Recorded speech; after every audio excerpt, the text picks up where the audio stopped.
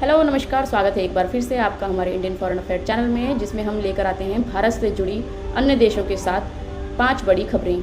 आज की पहली खबर, लंदन मेयर पद की दौड़ में शामिल हुआ दिल्ली में जन्मा यह शख्स पाकिस्तानी मुल्क के सादिक खान को देंगे चुनौती। बता दें कि इंग्लैंड में लंदन में मेयर पद पर पाकिस्तान मुल्क के सादिक खान तीसरी बार जीत हासिल करने के लक्ष्य के साथ चुनाव लड़ रहे हैं। हालांकि इस बार उन्हें भारतीय मूल के एक उम्मीदवार से चुनौती मिलने वाली है। इसका नाम है तरुण गुलाटी। दिल्ली में जन्मे तरुण का कहना है कि लंदन के नागरिकों को सभी राजनीतिक पार्टियों ने दुखी किया है।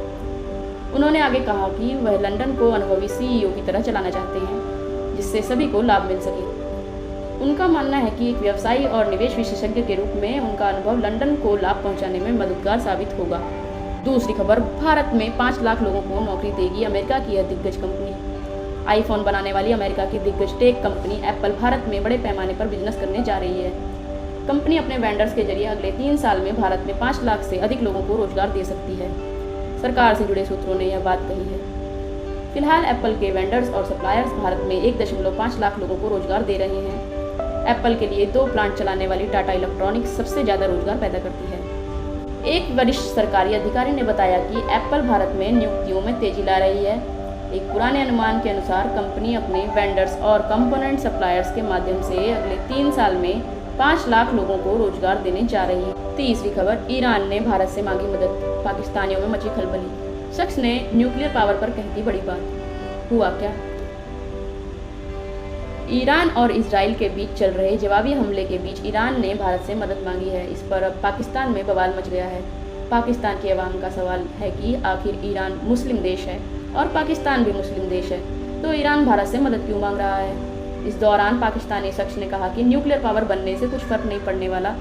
दुनिया में अन्य देशों से आपके संबंध कैसे हैं, यह काफी महत्वपूर्ण है। दरअसल पाकिस्तानी यूट्यूबर शोएब चौधरी ने ईरान और इजराइल के बीच जारी जंग पर पाकिस्तान की आवाम से बात की। इस दौरान शोएब चौधरी ने कहा कि ईरान ने भारत से दोनों देशों के बीच चल रहे विवाद को खत्म कराने की गुहार लगाई है।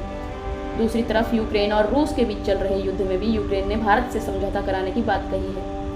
शोएब ने पाकिस्तान की आवाम से सवाल किया कि आज मुस्लिम कंट्री और नॉन मुस्लिम कंट्री दोनों भारत पर विश्वास कर रहे हैं, ऐसा क्या हो गया है? पाकिस्तानी शख्स ने कहा कि आज भारत की दुनिया में इतनी अहमियत बन चुकी है कि वह किसी भी देश को समझा सकता है। शख्स ने कहा कि भारत जो कहता है वह करता है, इसलिए दुनिया के लोगों को भारत की बात पर विश्वास है। भारत का दोस्त रूस भी है और भारत का इजराइल के साथ भी अच्छे ताल्लुकात हैं। ऐसे में ईरान ने भारत से मदद मांगी है। चौथी खबर, चीन क्यों पहुंचे भारत अमेरिका समेत 30 देशों के शीर्ष नौसैनिक अधिकारी, बंद कमरे में चल रही बातचीत। चीन में इस समय 30 देशों के शीर्ष नौसैनिक अधिकारी इकट्ठा हुए हैं। ये अधिकारी चीनी बंदरगाह शहर किंगदाओ में एक बंद कमरे में बातचीत कर रहे हैं। इस बैठक को चीन की सैन्य कूटनीति का प्रदर्शन माना जा रहा है। 30 देशों के प्रतिनिधि मंडलों के साथ इस 4 दिवसीय बैठक के दौरान चीन और अमेरिका के बीच जुड़ाव के संकेतों पर बारीकी से नजर रखी जाएगी। यह बैठक तब हो रही है जब दक्षिण चीन सागर में तनाव चरम पर है। अमेरिका अपने संधि सहयोगी फिलीपींस के साथ दक्षिण चीन सागर के रणनीतिक जलमार्ग पर चीन के साथ तेजी से बढ़ते गतिरोध में उलझा हुआ है। माना जा रहा है कि अमेरिका चीन संबंधों के लिए भी एक संभावित विवाद की वजह हो सकता है।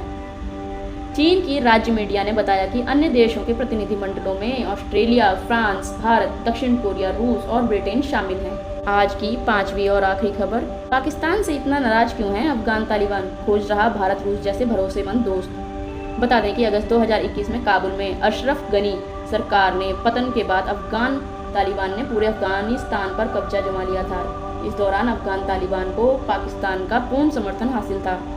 काबुल पर कब्जे के बाद विद्रोहियों के गढ़ पंजशीर की लड़ाई में पाकिस्तानी सेना ने तालिबान की खुलकर मदद की थी। कहा यह भी जाता है कि पंजशीर की लड़ाई में तालिबान के साथ पाकिस्तानी सेना के SSG कमांडो भी शामिल थे। लेकिन इसके बाद से ही अफगान तालिबान और पाकिस्तान सरकार के बीच संबंध लगातार तनावपूर्ण होते जा रहे हैं। कई विशेषज्ञ मौजूदा तनाव का कारण अफगानिस्तान से होने वाले सीमा पार आतंकवाद में वृद्धि को मानते हैं। पाकिस्तान के साथ संबंध खराब होने के कारण तालिबान प्रशासन नई साझेदारियां बना रहा है।